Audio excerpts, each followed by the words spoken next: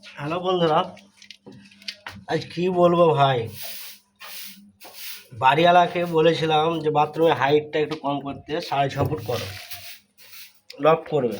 এই যে দেখো, তো বলেছিলাম 6.5 ফুট হাইট করতে, তো বললো না 7 ফুটে করবে। 7 ফুটে করবে, লফট নেবে, তো লফটে এখন কাজটা করবো কী করে বলো তুমি? দেখো তো, এই দেখো আমি বসে কী করে দেখতে তো পাচ্ছ, দেখো মাথা ঠেকে যাচ্ছে। তা আমি প্লাস্টার করবো কী করে? হাত চালাবো, যে তো হাতটা চালাবো কী করে? এসব বাড়িওয়ালাকে কেউ কিছু বুঝে?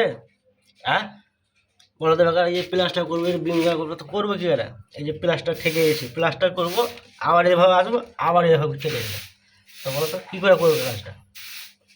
তোমরা বলো একটু। তো এর আগে বুঝলে পরে পারা যাবে না। এর আগে ভাবছে মনে হয় যে আমার হাইটটা হবে, ভালো হবে, মিস্ত্রিটা যে অসুবিধা হবে। এখন এইভাবে যে পূজা হয়ে বুঝতে হচ্ছে, এই দেখো কীভাবে বুঝতে আছি, দেখতে পাচ্ছি, তাই না? আমরা কাজ করতে পারি বলো তো? তোমরাই বলো। এর আগে বুঝলে কিছু লাভ নাই ভাই। গরিব হয়েছি, কাজ করতে হবে, কষ্ট করতে হবে, এই হয়েছে ব্যাপার। এই এই জীবনে গরিব হওয়া খুবই জ্বালা। ভালো থাকো সব।